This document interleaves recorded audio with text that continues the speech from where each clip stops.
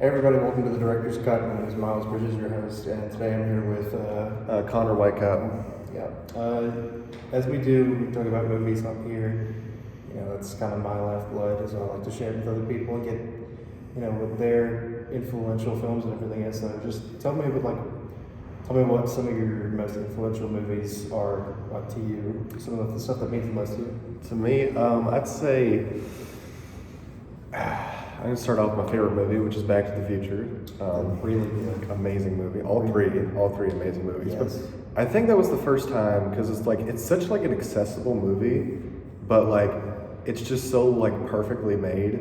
There's not. That's like one of the few movies I cannot like think of any kind of flaw in, and it was like just the entire like. That was the first time I was like, wait a minute, like movies can be art, you know? Yeah. Which seems obvious, but like, let's see.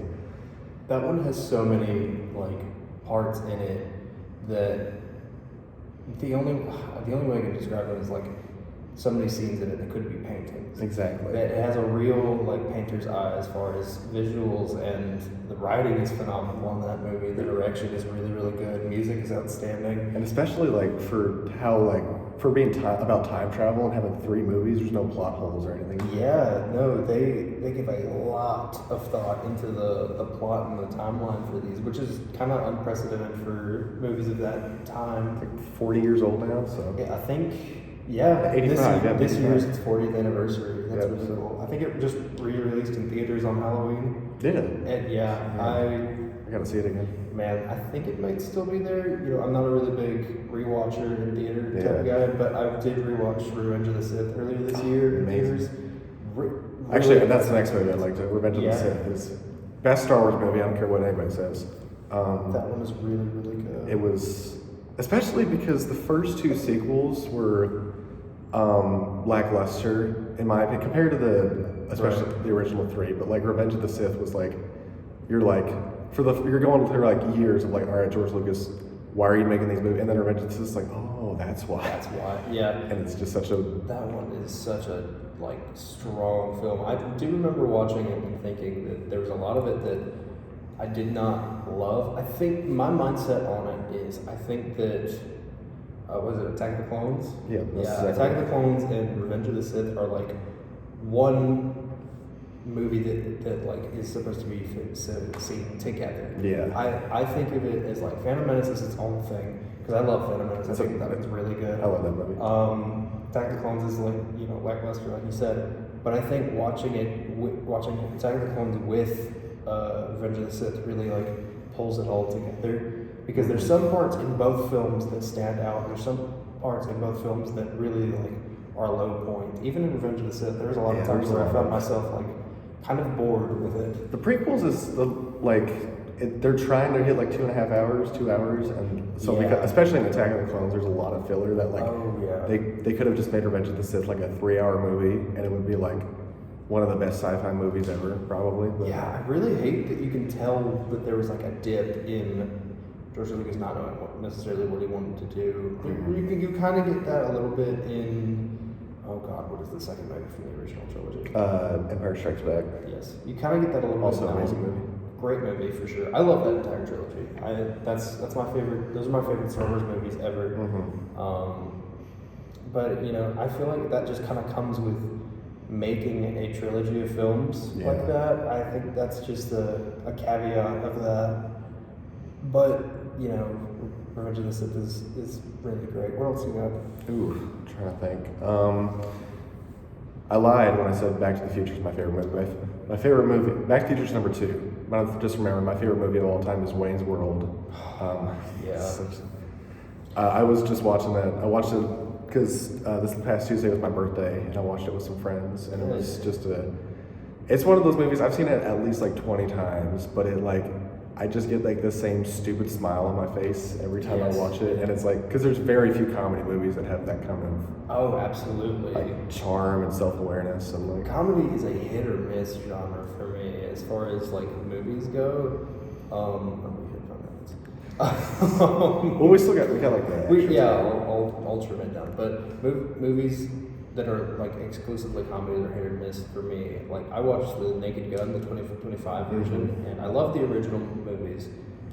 That one is the first like recent comedy that I've seen that was actually really good. There hadn't been like that many like silly comedies in a while. No. Because I grew up with like all like that, you know, Adam Sandler, Mike Yes. Myers, Owen The, Wilson. like, early you know. 2000s Adam Sandler or late 90s Adam Sandler era, Yeah. and a lot of those do not get enough credit for how like good and actually funny they are. Like just genuinely well-made because movies. it's hard to be.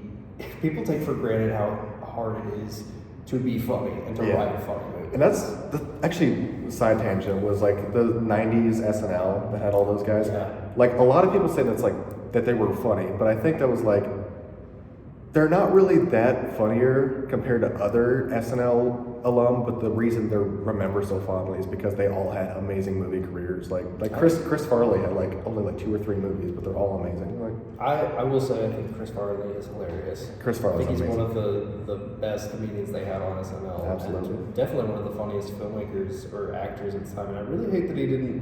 Him and John Candy. John Candy. I hate that they. Uncle Buck.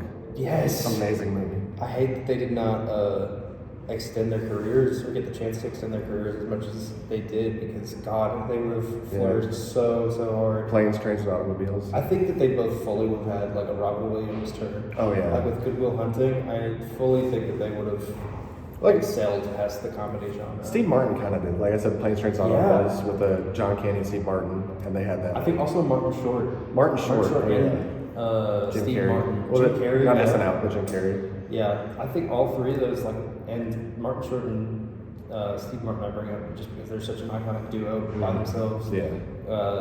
They've got like Only Murders in the Building on Hulu. Oh, It's yeah. really successful and also really good. Yeah. I stopped watching it, but I did watch some of it. It was actually really entertaining. I had to check that out.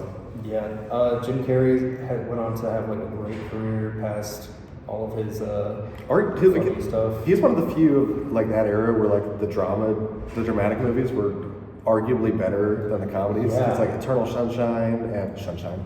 Eternal Sunshine. The Truman Show. Yes. Also, there was a show that he released that was about him being like a children's show host, and I don't remember the Yes. name of it, but it was. I have seen different clips of it, really poignant stuff. There was one shot I just saw like a few hours ago of like them doing a one shot of like progressing time, Mhm. like. You actively watch the room that they were in change over time, and it was all done in one swoop, all one Yeah. shot. Yeah. You watched everybody like behind the camera change stuff in real time, and that is that's not necessarily Jim Carrey's fault. That's still But it's such insane. That's insanely hard and stressful. an achievement. Like, Yes, to pull that off as good as they did is so crazy. Yeah. He really is kind of like at the heart of some of the most like. Bill Murray is tender- another good. Bill Murray is really good. Like Lost in Translation. I was just thinking of him. Yeah, there's a lot of actors that kind of. Oh, also the Wes Anderson movies that he's in, Mhm. like Steve Yeah. Zissou and stuff. Owen like that. Wilson. Yes, Owen Wilson. Damn, there's a lot Yeah. of really good SNL like actors turn like Yes. from comedians turn serious actors. But I really appreciate you taking the time to do this and everything. It was Thank you for really having fun. me. Of course, Appreciate of course. Thank y'all for watching as well. Whenever I see you, good afternoon, good evening, good night.